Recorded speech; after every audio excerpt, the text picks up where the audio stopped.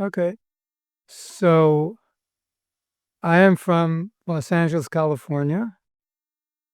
I was born in 1950. So if you do the math, that means I was a teenager during the hippie movement and very part of that, very much part of that. And then at the age of, I was very, growing up, I was basically doing three things aside from going to school, which was playing guitar, surfing, and riding my skateboard. So it just shifted. I started meditation around the age of 17, became interested. And then around the age of 19, I came to a point where I really wanted to know who I was, why I was here, and so forth. Before that, it was like, it was in there, but maybe more, didn't come to the surface as much. But after multiple experiences of doing pretty much whatever I wanted and not being completely satisfied, and particularly not even not satisfied as much as particularly not knowing why I'm here and so forth. I became very, very interested in spiritual life, and then I had read the book Bhagavad Gita, which is basically the summation of all Indian philosophy and spirituality. And that at that point, everything shifted, and I began doing meditation and spiritual practices. So basically, what happened was the things that I wanted to do, the disciplines I wanted to enable myself to do, but I couldn't on my own. I didn't have the strength.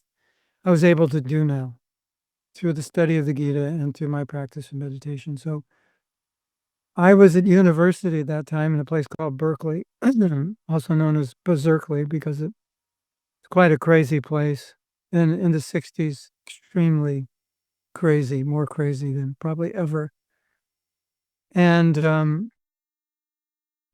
I was going to university there mainly because I was being supported by my parents, and I didn't really know what I would do if I left university. So it was kind of a safe haven.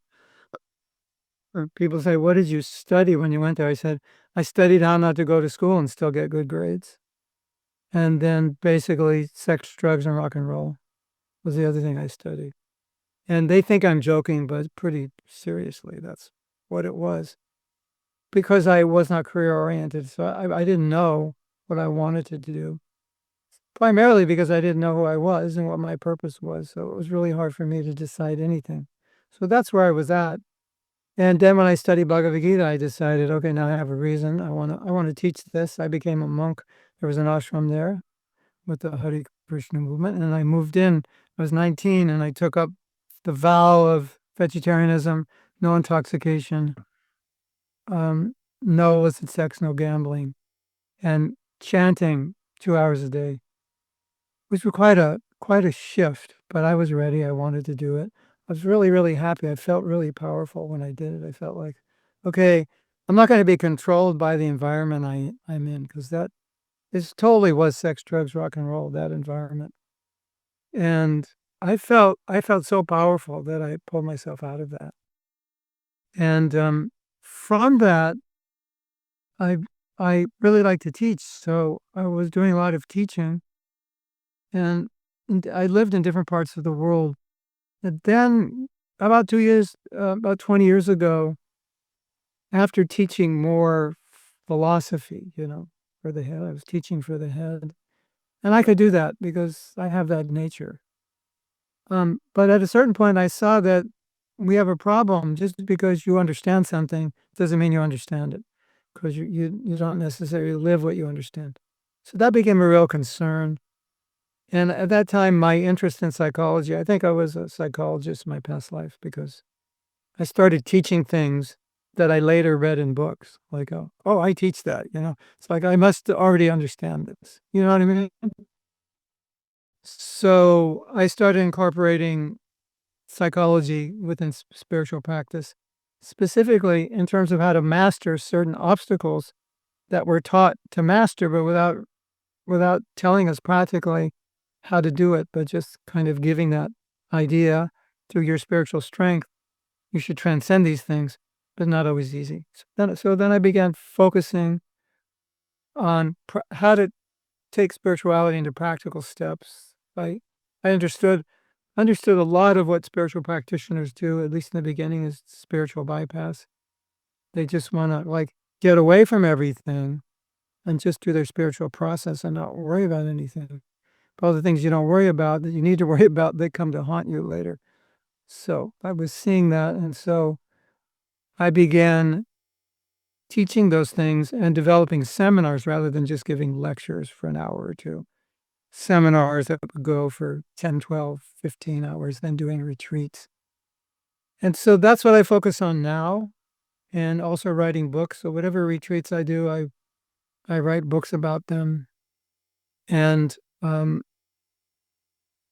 so courses, I have online courses, live courses, books, and I also do music. I have a recording studio. So I do a lot of guided meditations from the courses and create music also, sing songs that, I just have a song I'm working on now, which is from my self-care course about feeling unworthy to be loved by God. And so things like that. And here I am today. I live in Florida in a community of about 700 of us. Well, I don't live in it, but near it. And I've also spent a lot of time in India. I've been there about 35 times. I lived about 6 years straight. And we have an apartment there. So we go back quite regularly. And I do retreats there every year. So I'm writing a book, and I think this will kind of summarize maybe everything I want to say about myself. I'm writing a book. It's called An Ordinary Person with an Extraordinary Spiritual Master. So, people look at me and say, oh, wow, you've done this and that. And I say, well, it's not me. I have an extraordinary spiritual master, and I have a process that I follow. And if you did the same thing, we could say, wow, to you also. We could say, you're extraordinary because, it's like if you have a good teacher, if you're playing an instrument, you have a good teacher, you're going to play better than, so it's like, not that you're better, so to speak, you have a better teacher. So that's how I feel. But because we're all spiritual beings at essence, we're all pure at essence, we all have the same consciousness at essence.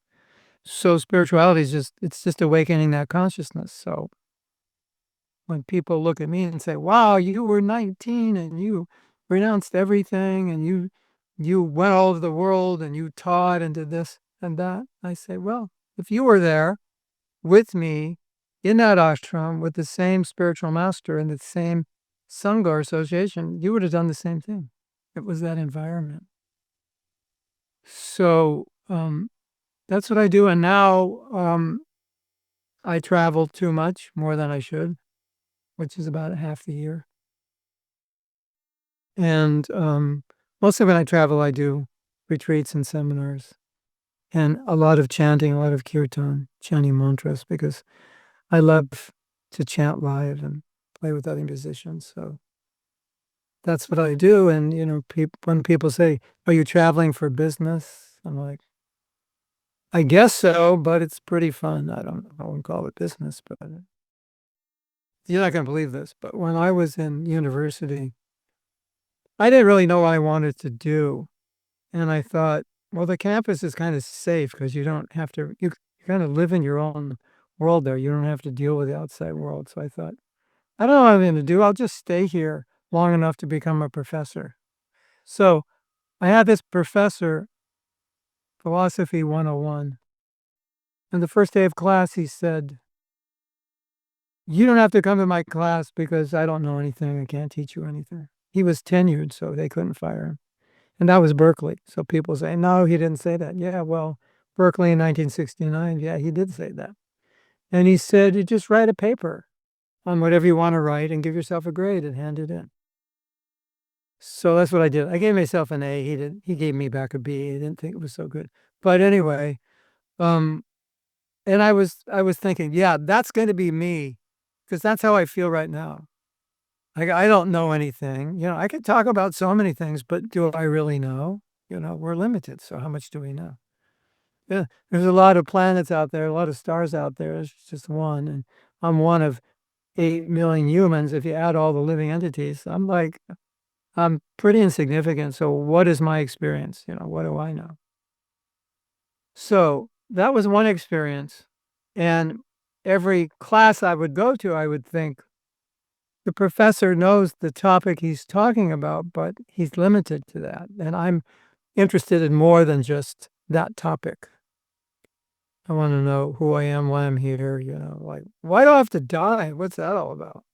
That really, that consumed me a lot. Not that I was like walking around dazed or depressed, but it was like, this doesn't make sense. Like, you're here for, you know, whatever, 80 years, and then poof, you're gone. And what if your life was like miserable? That really doesn't make sense. Or what if your life was fantastic? Why not live 1 million years? You know, you have to die. That's even worse in a sense, because you're so attached to everything and you lose it, and everybody cries when you go, and you know, it's like, this doesn't make sense. Why? What's this all about? And um, so that was kind of who I was. I think that was all past life brought into this life. Just feeling all that. It's not like I read that anywhere. It's not like I read, you should understand yourself, know thyself, the first law. I didn't read any of that. I just felt it. As far as I couldn't tell, it was a carryover from what I was doing in my last life. So then, um, back to the sex, drugs, rock and roll. Um, I, I had, you know, we all smoked marijuana, hashish, and we would take LSD. And I never taken mushrooms, psilocybin, and one person said, "Well, let's take it." And I was like, okay, whatever, you know, nothing else to do, right? I was kind of like, you know, just enjoy every moment. So we went out to the beach, place called Santa Cruz, I think we went. He had a house there or something. And I took this drug and it just made me feel very, very happy. I was like, wow, I'm really happy. And the whole time I was on the drug, I was thinking, you don't need a drug to feel this happy. I I don't know why. It's like I read it. It was again intuitive. It's like, why would you have to take a why would you have to take a drug to feel this happy? You to me it was like, that's dumb. You should get that way without it. But I just felt there gotta be a way to get there without it, you know. So these are the two things. I want to know who I am, why I'm here, where am I going, what's the purpose of life. And I want to find out how to be happy because I know you can do it without drugs.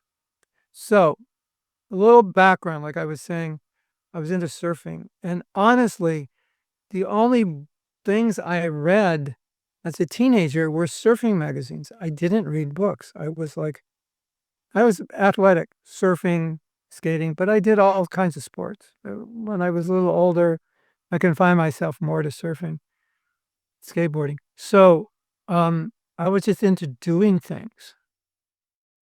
And I read Siddhartha. But other than that, I would just read what I had to read for university. And so one day I'm in Berkeley, walking down what's called Telegraph Avenue. That's the avenue that leads to the university, and it's where in those days, everybody hangs out. And I walked into a bookstore, or maybe you call it a bookshop. And why would someone who doesn't read books go into a bookshop? It's like it's like if you, Hans, came to California and you're walking down the street and there's a surf shop and you never surf, you never see anybody surf, and you walk in and you're looking at surfboards. It's like, it doesn't make sense. So I'm in the bookshop, and I'm walking around and I'm asking myself, why are you in here? Like, what's going on? And you know, there's so many books in a bookstore, and I pull Bhagavad Gita off the shelf, like, and then as soon as I pulled it, this voice inside said, "You should read this book." Like, very strongly. Like, I mean, this was 75 years ago. It's like crystal clear. It was, you know, it was one of those moments that I will never forget. And I said, okay, I'll read it. And I didn't have any money, But like the next day I went to campus and there were Hare Krishna devotees with Bhagavad Gita. Plus, they were teaching the Bhagavad Gita and it was being accredited at university. So I got credit for studying Bhagavad Gita. So then something interesting happened when I read it. And a lot of people have said this.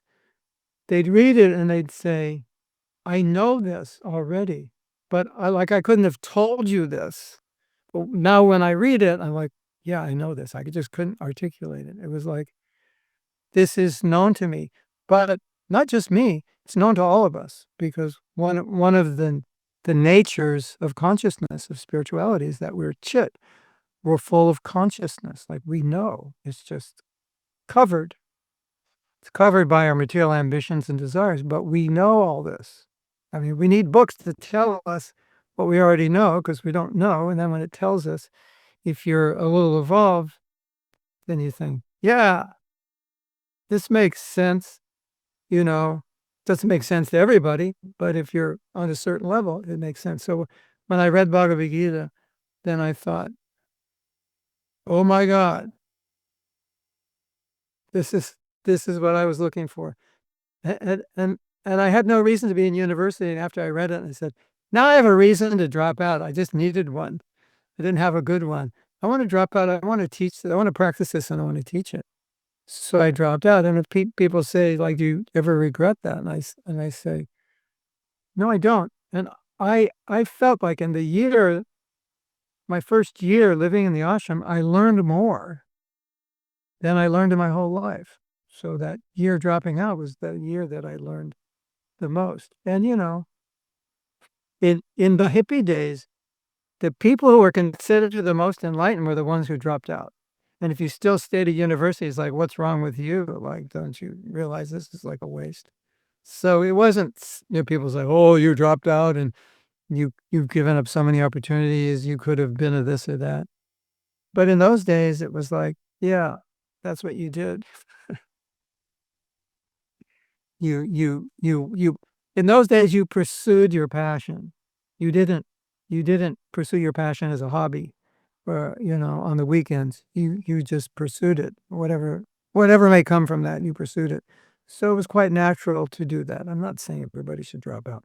It's just that it was normal at that time. When I joined, it was kind of like you're becoming a monk. So I gave my guitar to the temple, and then they sold it. I was like, well, I don't need that. And then there's the harmonium. I was playing that, like a hand organ. We had drums. So I just kind of transferred that. But later in my life, all that musical Shakti energy that I put on hold because it was inappropriate as a monk, when I got married, it was just like, now I have, like 20 years of ideas in my head I couldn't express. So it had to be expressed. So I'll tell a little story. I had a friend who's a musician, and then within our organization, she had to take up a position of management, which is very different than the artistic musician side. And she got sick. And an Ayurvedic doctor said, you got sick because you stopped doing music, because you stopped expressing that. So for me, music it's second nature. And I don't have to sing Baby, I Love You or Baby, Why Did You Leave Me, in 100 varieties. I can sing prayers and verses, in Sanskrit and in English.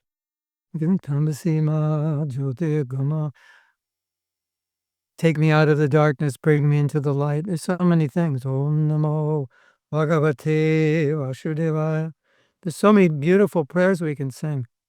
So, if I had 48 hours a day, I would at least spend 24 on music, but I don't always have enough time. But I have many various music projects ongoing all the time. And when I travel, I get to perform live chanting and doing some songs in English. And once we were performing and there was a grand piano in the church we were performing at, I was like, oh, let me play that. So so I still do it. And the principle in bhakti, devotional yoga, is or karma yogas, whatever you do it. But don't do it just for your ego, because a lot of music is about ego.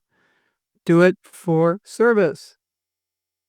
Do it for leading people in prayer to help them, in mantra to help them go up.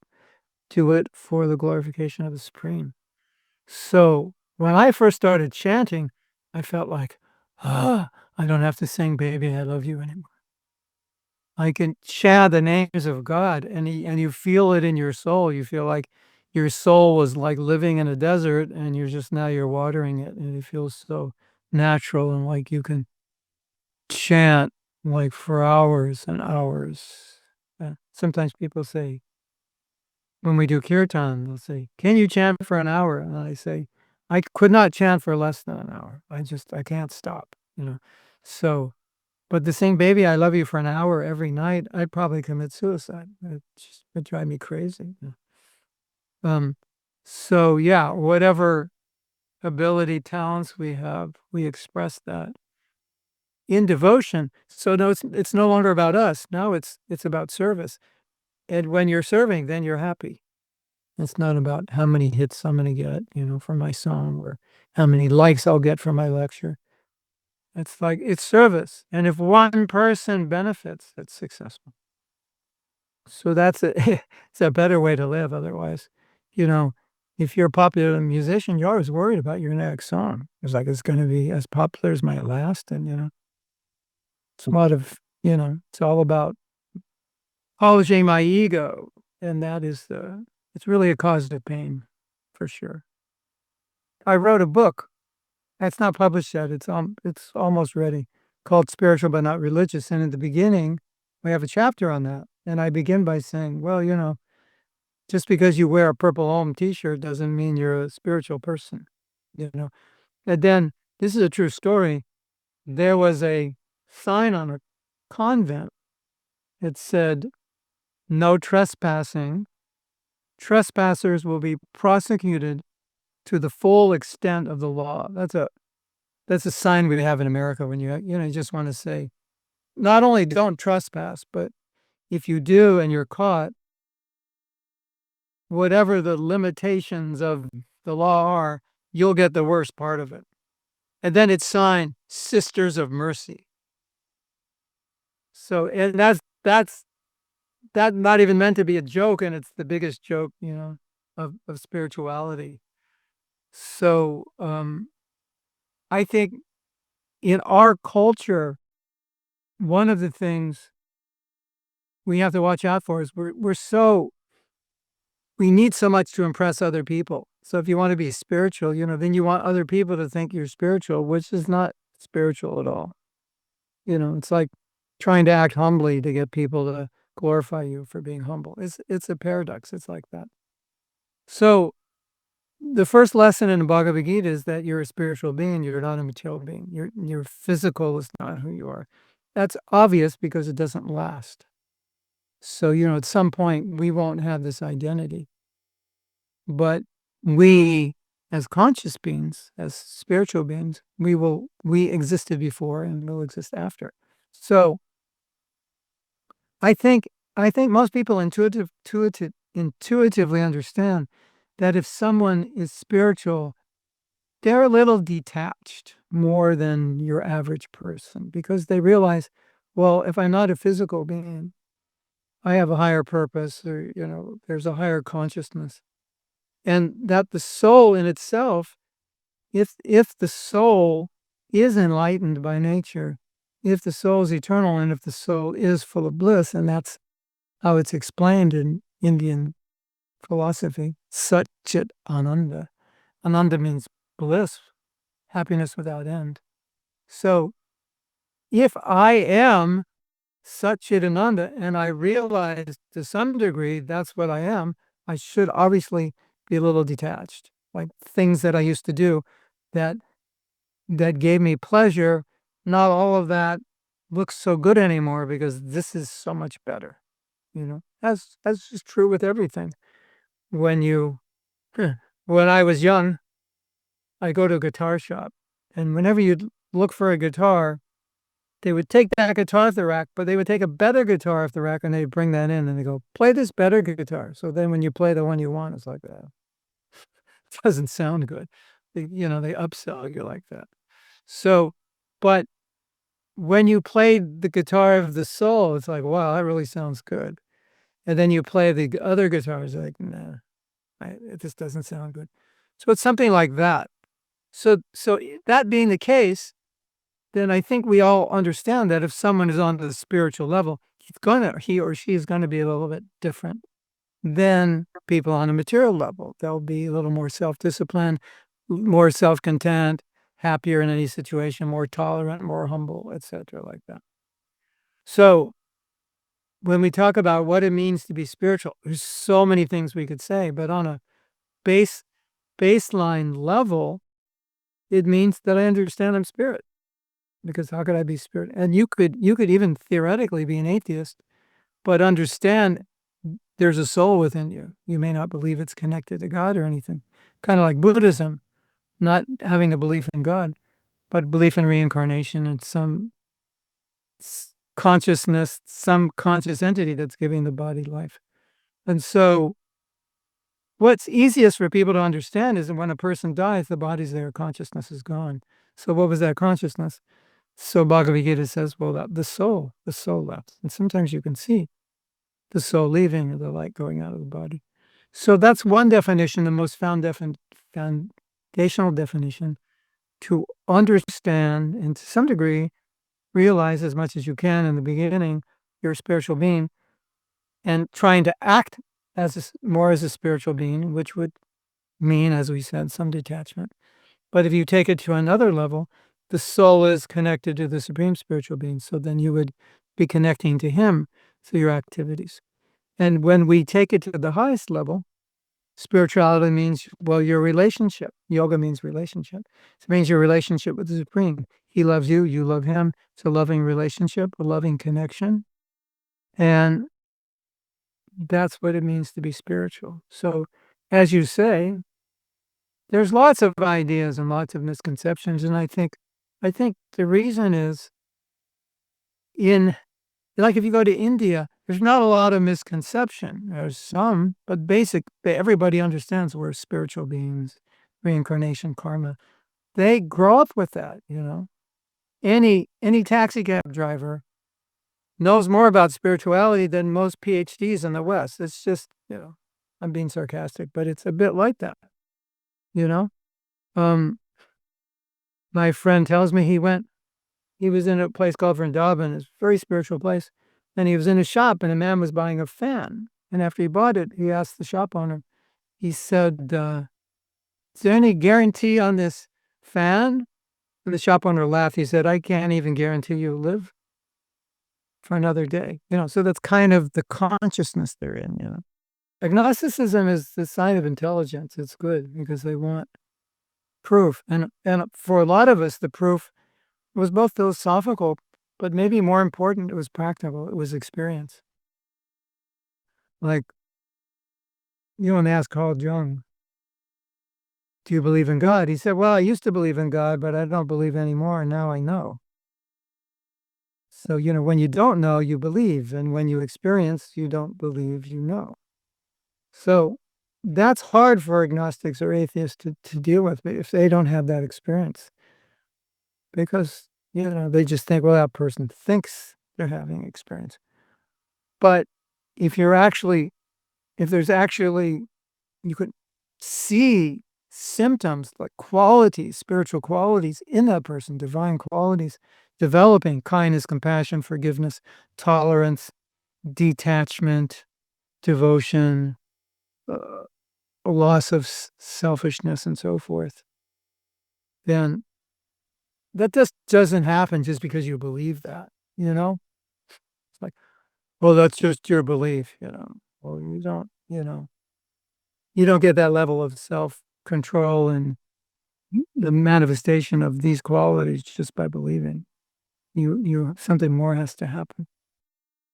So there are tangible experiences that we have, very tangible, very real, and that's where faith comes when you have them, and you You can't have them if you don't, at least theoretically, if you're not theoretically willing to accept or believe something so you can test it out. All right, chant this mantra, do this practice, read this book. Just be open to it. Because anyway, we're living in a very materialistic society, and that doesn't help. What are you saying to this saying, fake it until you make it? Well, you can't fake spirituality, but you can practice. The way I would apply fake it till you make it is, you should do something, but by your conditioning, you don't naturally do it. But you practice doing it because on the spiritual level, that's what you would do. So if you practice it now, that's the way you're going to get there. If you don't practice it, you're going to practice the opposite. So let's say you have a temper. You always get angry. So I say, whenever you feel angry, say something kind. Practice the opposite. Practice kindness or compassion. Because if you don't, then you're going to practice anger. And if you keep practicing anger, you get really good at it. And then you get so good at it, you can't stop it. So if you practice kindness, maybe you'll get good at that. And maybe you'll feel better being kind than you would being angry. So that's what happens. So I think the problem is, if I'm faking it and I think that's what I am, that's a problem. But if I'm faking it and I know I'm faking it because I should practice it, that's different. Like, okay, I'm a fake. I will admit it. I get angry all the time. And I'm going to try to be nice to you when I'm angry. And that's going to be really hard. But it's just a practice. It's not who I am. But I'm hoping someday it will become who I am. So I'll say the practice of something is the pathway to achieving that. So practice it, even if you don't feel like it. On YouTube, I look for Krishna people, or the one they chant Hare Krishna, and I see them and I think, man, they having fun. This is such a it's such a fun. This is like, wow. Ooh, I can't remember the last time I had that much fun, It's a spiritual sound vibration. So it's going straight to the soul. And it's, so you're experiencing something that you don't experience through any kind of material activity. Because when we're engaged with material things, we as spiritual beings are engaged with matter. But as spiritual beings, matter doesn't work for us because we need to connect with spirit. So, all the things we want, the happiness, the love, and so forth, it's not in matter. A lot of people have a lot of matter, like a lot of money or a lot of this or that. But it doesn't correlate to happiness in every case. Some people don't have it and are happier. And as far as love, a new car, I mean, you might love your car, but it doesn't really give you love, or a new house. We love so many things that don't give us love, right? Because it's matter. Love is not in matter. So love is in spirit. So you're connecting with a spiritual vibration, and divine presence is felt in that vibration. The divine comes, we say Krishna comes in the name. You feel that, like you say the Holy Bible. So if I take the Bible and I throw it on the ground and jump on it and spit on it and light it on fire, people will say, that's blasphemy. And I could say, it's just paper. What's your problem? I was like, no, it's holy. Why is it holy? Because it's God's word. So why is the name holy? Because it's God's name. And that means it has spiritual quality. So when you're chanting it, you are with that divine presence. So I'll tell you an experience I had. This is surfing into mantra, how they coincided. So as I said, I started surfing when I was pretty young. And for me, surfing was like the ultimate, if you have a good day of surfing, it was like, well, it doesn't get any better than this. And all the surfers, if you ask them, say, you could have sex with the most beautiful woman, or you could have a good day of surfing. And hands down, good day of surfing. It was like, forget the woman. You can get that anytime. But this good surfing, it's like, it's really rare. It's special. So there was and probably people who ski or climb mountains, get the same kind of ecstasy. So when we would ride waves, it was kind of ecstasy. So when I was doing kirtan, chanting for the first time, I was thinking, this is as good as surfing, because that was it's my high point, so I had to compare it to that. But what was unusual about it was I'm just chanting. So there's no surfboard, there's no guitar, there's no drug, there's no beautiful woman, there's no delicious food, there's no beautiful scene, there's nothing to stimulate my senses, because that's normally how I become happy, right? I stimulate my sense. There's nothing. I was like, this is interesting. I'm feeling that same ecstasy. Actually, I was feeling greater ecstasy than surfing, but it took a while to fully appreciate that. But still, even if it was equal, I'm experiencing that, but there's no sensual stimulus. And I was thinking, this is not normal materially. So that really had a powerful effect on my belief system of mantra, because it was experience.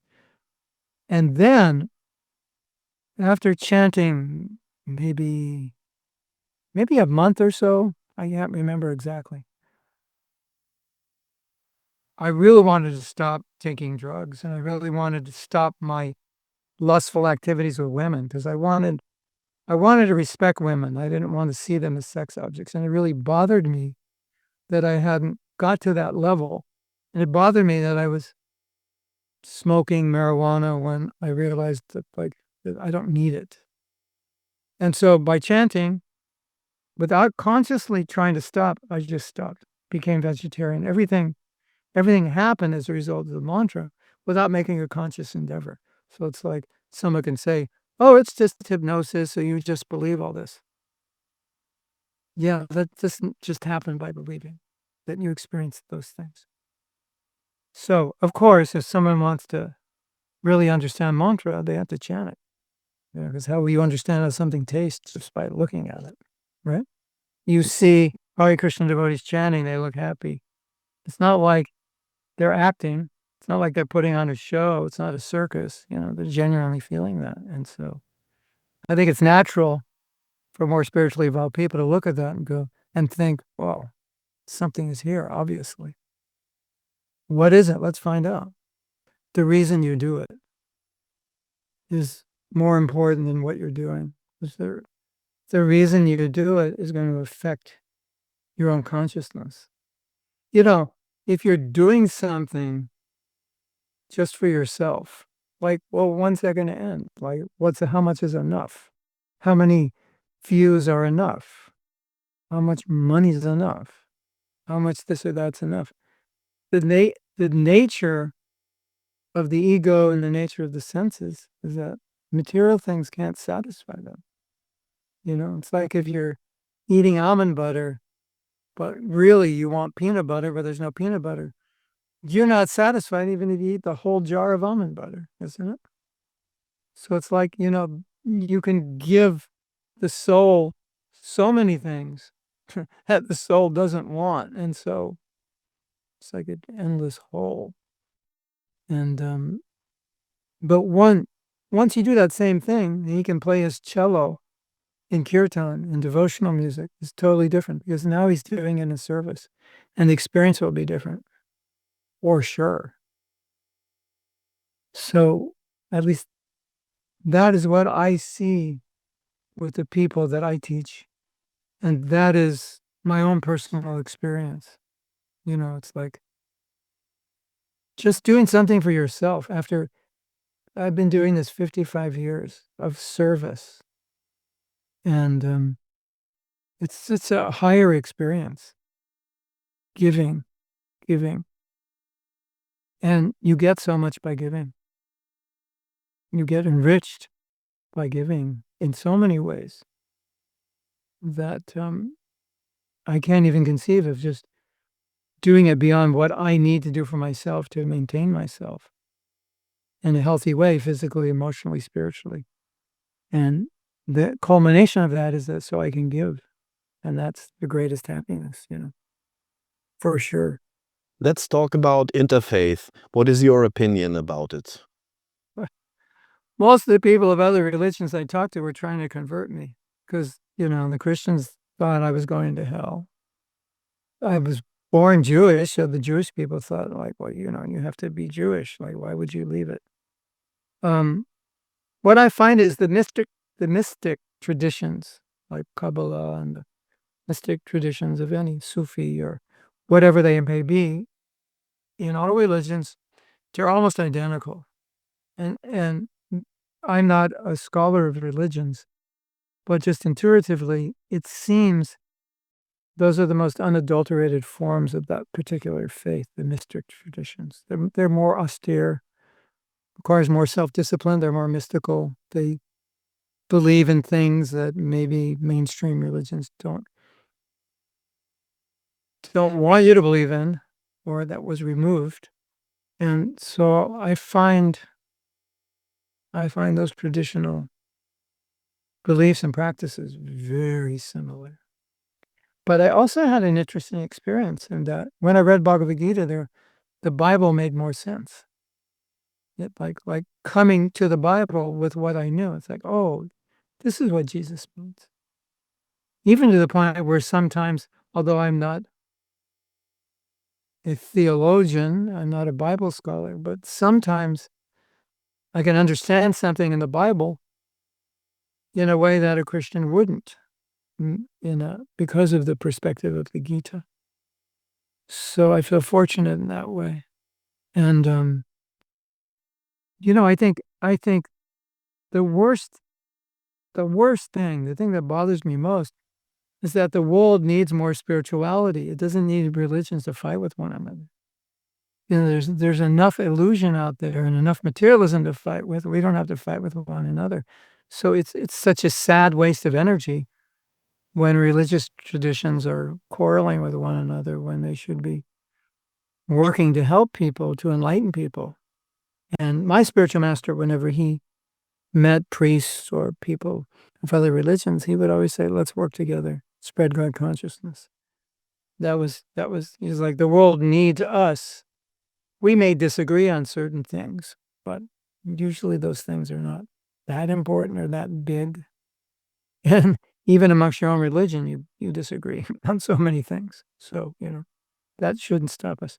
So I feel that's unfortunate that there's not more cooperation. Your teacher, was it coincidence? Was it other lifetimes that brought you together? What happened? I wrote a prayer to him about that.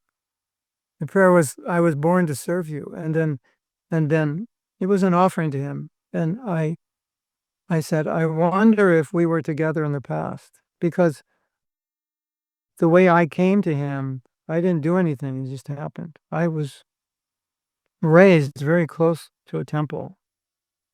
There were only like 10 Hare Krishna temples in the world, and one of them was like 20-minute walk from my house, which meant it was like a mile. And I went to school in Berkeley, and it was there, and everywhere I was going, it was there. And so if you're practicing spiritual life in one life, you'll naturally be drawn to it. And if you're evolving or you've already evolved into a certain path, you'll generally be attracted to that path. I watched a very interesting documentary about women, young women joining a convent, and they would be interviewed. Why did you join? They go, well, I was a lawyer, but this and that, and it wasn't for me. I was a doctor, this and that, it wasn't for me. I was a this, I was a that. And a lot of these women are very attractive, very intelligent, had all potential to be successful. And those are the exact same stories you'll hear from every person who pursued a spiritual path. It wasn't, I did this and that, it wasn't sad, it wasn't for me. Yearning for more, I wanted to help people, I wanted to give myself to God. So those things are cultivated in the past. Not that you can't begin somewhere, but they're cultivated. So people would often ask me when I was a young practitioner, because I'd be out in the public a lot, and I said, why did you join? And I would say the things I told you, I wanted knowledge. I wanted deeper happiness and so forth. But about 20 years ago, I thought, that's not the reason. That's not the answer. And then I just thought, it's because I was doing this in my last life. And naturally, I just started doing it again. Because when people say, why did you become a monk? Why did you take to this practice? It's the same question of, why did you become an artist? Why did you become a doctor? Why did you become a lawyer? Because you were attracted to those things naturally from an early age. You liked biology, or you liked art, or you liked music. So I never thought I would be a monk. But when I came of age, 17, 18, 19, all those type of things became attractive to me.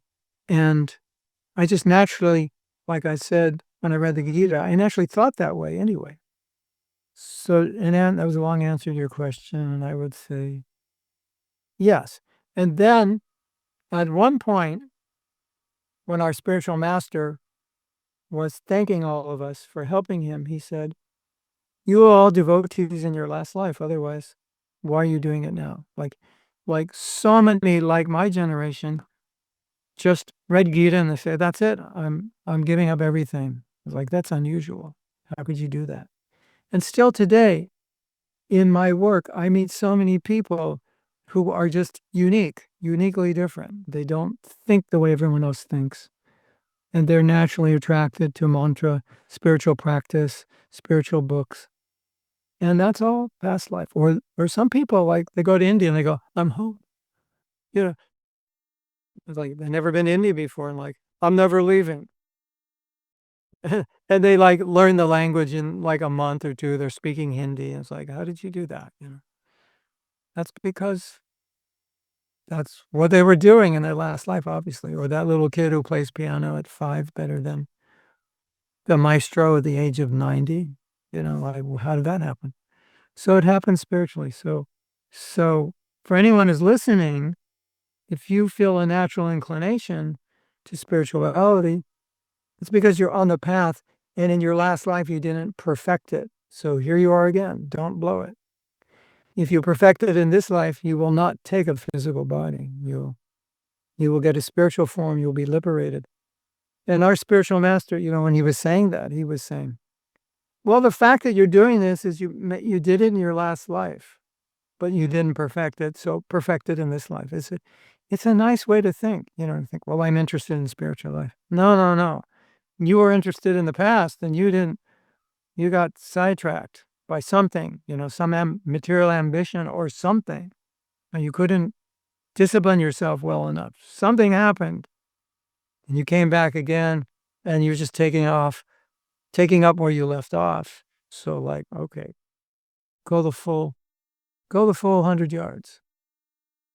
Well, if you Google Mahatma Das, Mahatma Das, you'll find a lot out there, because I put a lot of content out. Also on Amazon.com. So we have courses on forgiveness, on self-care. I have a course on meditation. We have a course on basic principles of bhakti. I have a course on vows. We just put up a course on how to find a partner. So you choose, this thing up here, you choose with this, not with anything else. Because if you choose with other things, you might make a mistake. And then we have a course on marriage that will be coming up at some point. Maybe it's not that complicated as some people think. No, it's not. And I'm really, I really enjoy the answers you gave. So I am just to say thank you so very much.